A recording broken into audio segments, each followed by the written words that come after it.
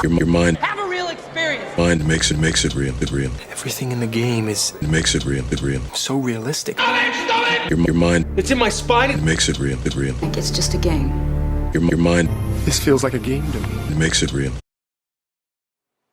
eXistenZ is a 1999 science fiction thriller by director David Cronenberg, whose films include The Naked Lunch, The Dead Zone, Dead Ringers, Crash, the 1996 version, Videodrome, The Fly from 1986, A History of Violence, and Eastern Promises. In eXistenZ, a game designer named Allegra Geller has created the ultimate gaming system made not of plastic but of live flesh, complete with umbilical cords that plug directly into the player's central nervous system.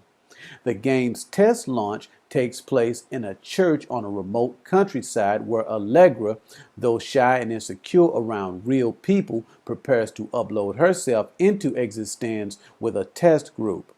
In her game, players can transcend their limitations in real life, and this becomes a threat to a radical group called the Anti-Existentialists. The victory of realism. A $5 million fatwa is placed on Allegra's life, and a rebel infiltrates the test group and shoots her, but she survives and escapes with a security guard named Ted Pikul, who becomes her protector. Ted Pikul is in a management training program with Antenna Research, the company Allegra works for.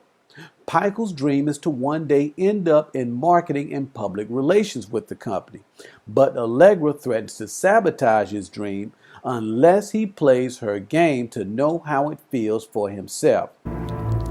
Pikul reluctantly agrees to play Allegra's game. His initiation begins with him having a bioport socket installed into his spinal cord. That didn't hurt, did it? Once inside the game, Pikul kills a waiter at a Chinese restaurant. Pikul finds killing difficult at the outset, but through repetitive conditioning, leaving his emotions out of killing becomes easier. The deeper Allegra takes Pikul into the world of eXistenZ, the more real the game becomes, and the closer they become until inevitably they give in to their game urges and the game's plotline for them to make love. Pikul comes out of the game raised to a higher level of awareness. Where initially he could tell the game from real life, now he can't. This awareness has also given Pikul a new game urge: to kill Allegra Geller. Our environment affects our behavior. Sigmund Freud believed that our natural impulses and instincts are in conflict with societal restraints. In eXistenZ, a fanatical group believes that eXistenZ will destroy reality and sends two agents, Ted Pikul and Allegra Geller, into the game to kill the game's creator. Once they are in the game, Allegra and Pikul lose all memory of who they are in the real world, including the fact that they are married. Allegra believes that she is the game's designer, but in fact, the game's real designer is Yevgeny Nourish. And like Nourish, Allegra is aware of the game's psychotic effect on the brain. Pikul, on the other hand, is a game virgin and has a hard time coping with game urges that he can't control. For instance, when he kills the waiter at the Chinese restaurant, Allegra helps him rationalize the killing by depersonalizing the waiter as simply a game character. They're not people, in my opinion. These are animals, okay? There is also a scene in which Pikul is unable to resist the game urge to make love to Allegra. There are also scenes throughout the film in which Pikul's game urge forces him to recite scripted lines to certain characters in order to advance the plot. In 1973, psychologist Philip George Zimbardo conducted an experiment at Stanford University where he organized two groups of students in a mock prison setting. One group acted as guards and the other group acted as prisoners in what he described as a social structure or a society based on predictable relationships. Once the guards and prisoners accepted the definition of their situation or the type of behavior expected out of their respective roles, the prisoners and guards acted accordingly. That is, their relationship became depersonalized. The guards became aggressive. The prisoners became passive, resentful, and depressed. In the Chinese restaurant scene in the film, Pikul redefines the situation by asking the waiter an unscripted question that does not correspond to his role or character in the game. As a result, the waiter locks up and goes into what Geller describes as a game loop. But when Pikul asks the waiter the question the proper way, corresponding to the role he is expected to play in the game, the waiter comes out of his game loop, answers Pikul's question, and goes back to behaving normally. This brings us to another element of eXistenZ. Remember, Geller explains to Pikul that the game architecture of eXistenZ is powered and populated by the player's mind. In other words, what you are in the game corresponds with what you think of yourself in the real world. Your mind makes it real. It makes it real. For instance, within the game, Allegra Geller's character or status is the game's creator. However, in reality, she is just another member of the test group. Her status within the game corresponds with her ambition outside of the game to be like Yevgeny Nourish, the game's actual creator. Unlike Allegra, the gas station operator named Gas has no ambition, and his character or status in the game is unchanged from what he thinks of himself in reality. Your mind makes it real. He complains about this at the end of the game, suggesting to the designers that they use a little more fantasy. Case in point is Pikul, whose character or status in the game as Allegra's protector and lover corresponds to the fact that he is her husband in reality. Everything that happens in the real world happens in the game world, and everything that happens in the game world happens in the real world. For example, there is a game within the game called Viral Ecstasy, in which a virus invades a person's body, which is actually Pikul and Allegra infiltrating eXistenZ to assassinate Yevgeny Nourish. And in keeping with the idea of infiltration, Geller's biopod creates a game designed to let Allegra know that it has been infected. I find this disgusting, but I can't help myself. Can you imagine what life would be like if we couldn't control our urges? This is the case within eXistenZ. For instance, there is a scene in a Chinese restaurant in which Pikul's game urge forces him to eat a disgusting and slimy meal against his will. And subsequently, he instinctively assembles a gun out of animal bones. After which he gets another game urge that forces him to shoot and kill a waiter. A game urge also forces Pikul to recite scripted lines to other characters. You are a slave. And he gets a game urge to make love with Allegra, an instinct that he is her husband in real life. In Hans Christian Andersen's fairy tale, The Princess and the Pea, a prince selects his princess on the basis of her sensitivity to a pea that he buries underneath 20 mattresses. Have you ever forgotten something that you couldn't remember no matter how hard you tried? Though Pikul loses his memory that he is Allegra's husband, his memory that they are rebels, and his knowledge of how to use a gun, clues as to his true nature come out in the game. For instance, in the game, Pikul becomes a security guard, Allegra's protector, and eventually her lover.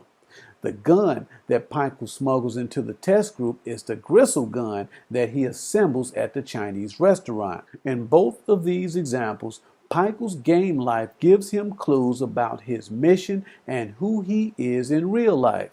Geller explains the game to him as being organic to each player's basic level of existence. This is why Allegra tells Pikul to follow his game urges and to not think. I find this disgusting, but I can't help myself. The game can deceive the eyes, but it can't deceive the heart nor destroy the essence of the player. What the hell? To live by our urges and instincts, to lack the free will to make decisions, to be constrained to scripted behavior and speech patterns. Your mind makes it real. It real. Is to take away what makes us human. For instance, there is a scene in the Chinese restaurant where Pikul cannot fight his urge to eat or a subsequent urge to shoot the waiter. In addition to turning human beings into robots, eXistenZ also frees players from feeling any remorse for their actions. Seek not to be like evil men.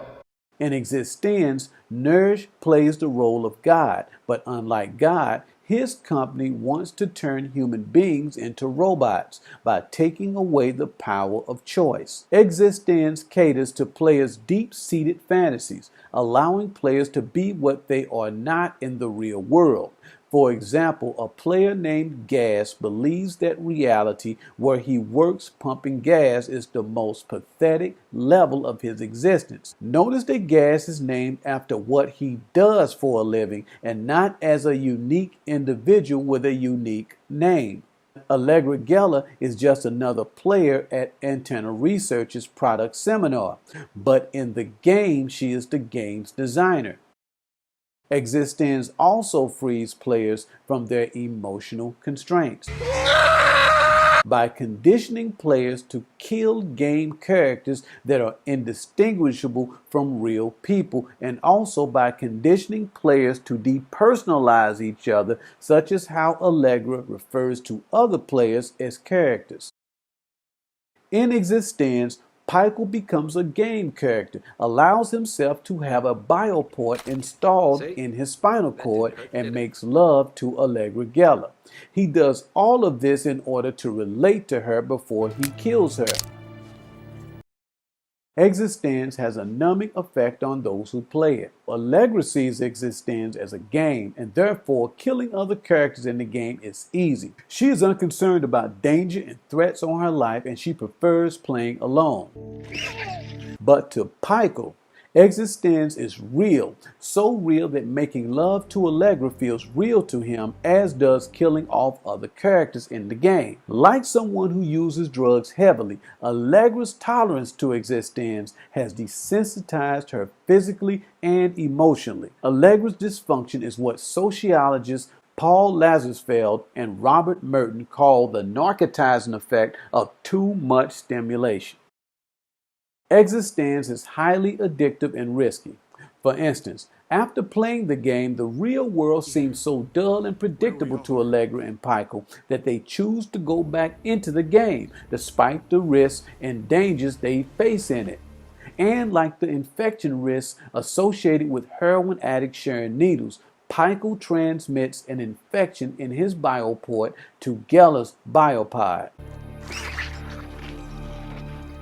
eXistenZ reminds me of The Matrix, Birdman, Battle Angel Alita, and The Bourne Identity. But the film that eXistenZ reminds me of the most is Paul Verhoeven's 1990 film Total Recall. Cronenberg got the inspiration for eXistenZ from an interview he did with Salman Rushdie, whose anti-Islamic novel The Satanic Verses caused Iran's leader Ayatollah Ruhollah Khomeini to put a fatwa on the author's life, hence the fatwa on Allegra's life in the film. Thanks for watching this video of David Cronenberg's 1999 science fiction thriller, eXistenZ. If you like this video, I would appreciate it if you would leave a thumbs up and a comment, but most importantly, I would appreciate it if you would subscribe for more quality video analysis such as this. Thank you, and I will see you next time.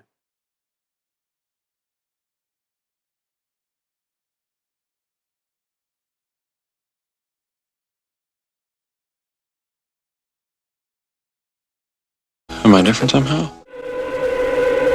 Is it live or is it Memorex?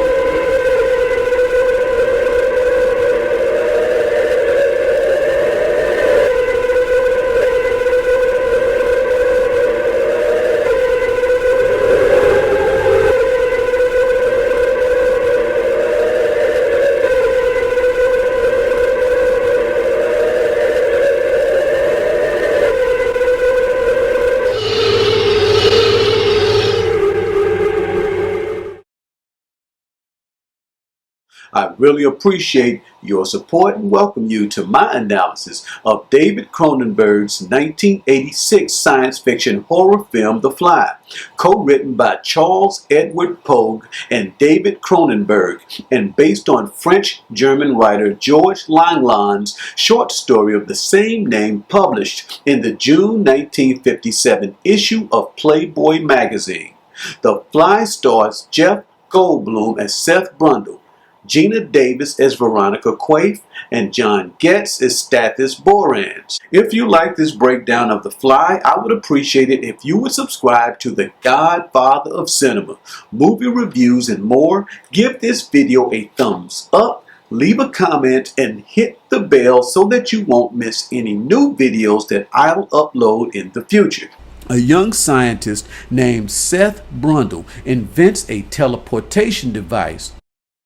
Seth rushes things, for it only takes one night of passion with a beautiful journalist named Veronica Quaife for him to feel entitled to all of her life secrets as though they are an old married couple.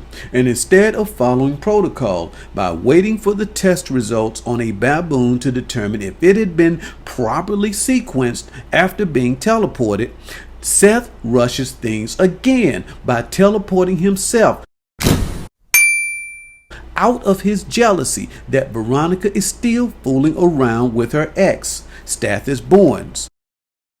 There is also Veronica and how she wastes no time in running to tell her boss and chief editor at Particle magazine, Stathis Borans, about Seth's invention, even though Seth had already told her that he wasn't ready to reveal the teleportation pods or telepods to anyone yet. But fortunately for Seth, Stathis does not believe her.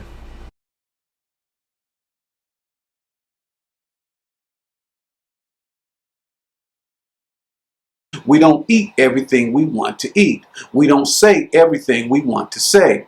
We don't buy everything that looks good or because we have the money. Because if we feed every desire that we have, those desires will eventually get too big for us to control. Stathis Borans still loves Veronica but won't let go of her and move forward with his own life, even though he is intelligent enough to know that doing so is the right thing to do. Consequently, his paranoia over the prospect of losing her drives him to follow her to Seth's place, then to a department store the following day where he accuses her of sleeping with Seth. And speaking of Stathis feeding the beast, Seth is also paranoid over the prospect of losing Veronica to Stathis, her ex. Now she runs out late at night to see him. So, despite his superior intelligence, Seth makes an irrational, spur-of-the-moment decision out of jealousy to teleport himself instead of following protocol and waiting for test results on a baboon he teleported earlier. And as this rash act on his part is born out of something small and irrational entering his mind, Seth unknowingly allows an impurity in the form of a fly into the telepod with him. And when he is taken apart and put back together again, their molecular structures are sequenced into one DNA. Seth goes from being disciplined and rational to carnal with an inordinate appetite for lots and lots of sugar and sex. He also becomes callous and self-centered by pressuring Veronica to let him teleport her too, so that they can be one. But she has serious reservations about doing so, especially after seeing an eviscerated baboon that had been taken apart in Pod 1 and incorrectly reassembled in Pod 2, in addition to the strange insect hairs sprouting out of a small cut on his back. Veronica's fear of teleportation angers Seth, who goes out and picks up a woman at a bar for sex. He wanted to teleport her. Don't be afraid! But Veronica shows up at his place in time to stop him. In addition to feeding carnal foods to the beast that is growing inside of his body and spirit, Seth allows his once neat and tidy loft to fall into a conducive state of clutter and filth, And as Seth's DNA is deprived of the spiritual food that it needs, the features distinguishing him from an insect such as his teeth, ears, and fingernails begin to disappear. Seth has no problem using baboons for guinea pigs, not even when the computer's telemetry, calibrated for inanimate objects, flips a baboon's body inside out. But after teleporting himself and having his DNA confused and combined with that of a fly, Seth no longer has any moral scruples in using human beings for guinea pigs either, such as the young woman named Tawny, whom he picks up at a local bar. But luckily for her, Veronica shows up in time to stop Seth from teleporting her as he teleported himself. Prior to bonding with Veronica, Seth's computer could only process data. Like his computer, Seth knows nothing about any of the parts he forms out for it, nor does he know anything about the humans who build the parts. In turn, the humans who build the parts for his computer system know nothing about the system, what it does, or each other, as Seth knows nothing about the flesh. And likewise, the teleported steak tastes fake because the computer cannot duplicate the process that makes a cooked steak, a process that takes time, which goes against the concept of teleportation or simultaneous manifestation. Like the teleported steak that tastes fake, Seth can duplicate the act of love with the woman he picks up in the bar. He cannot, however, duplicate the same feelings for the woman that he has for Veronica without time. For Veronica is there with him through the ups and downs, there to share in his failures and also there to share in his victories, such as when he finally figures out the algorithm to teach his computer how to teleport living things. Therefore, the woman that he picks up at the bar is just some random Johnny-come-lately chick he has sex with.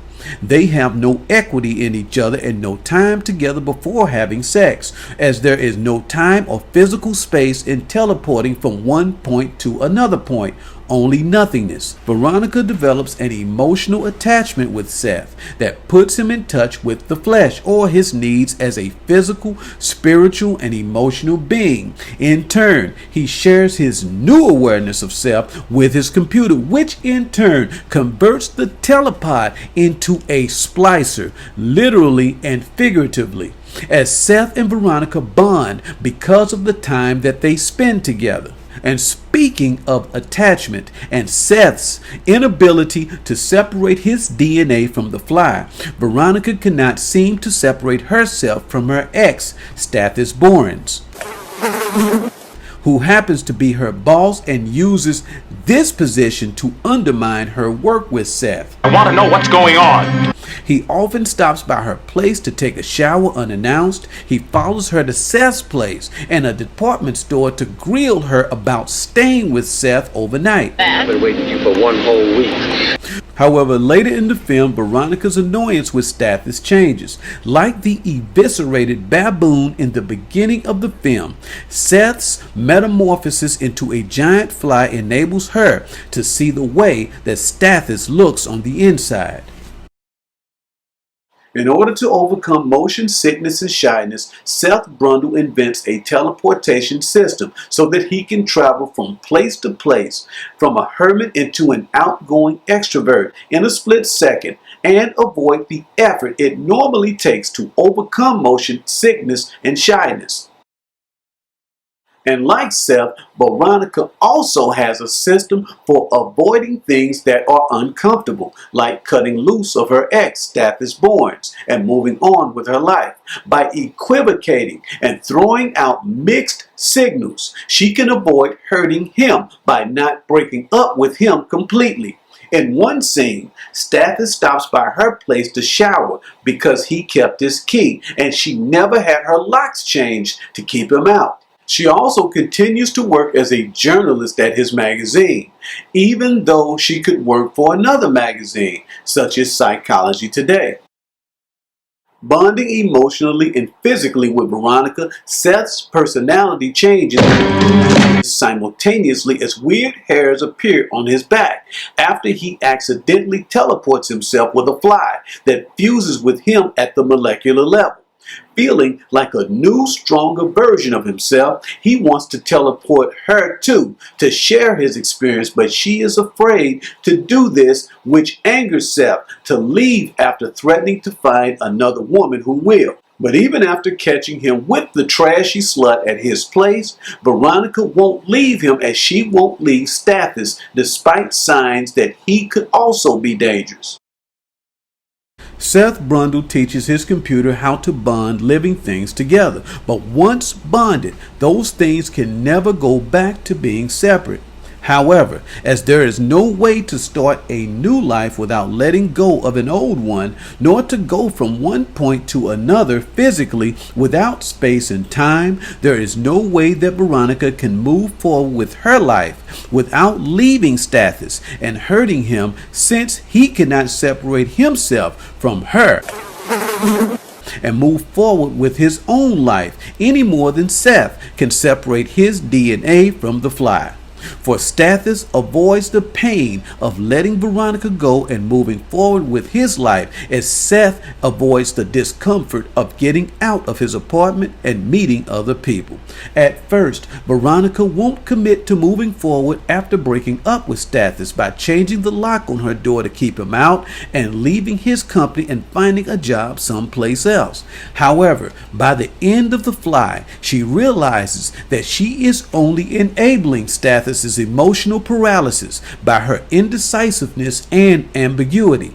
The truth is this: leaving the familiar for the unfamiliar can be uncomfortable and sometimes painful. However, rather than putting off the process, it is best to just end it.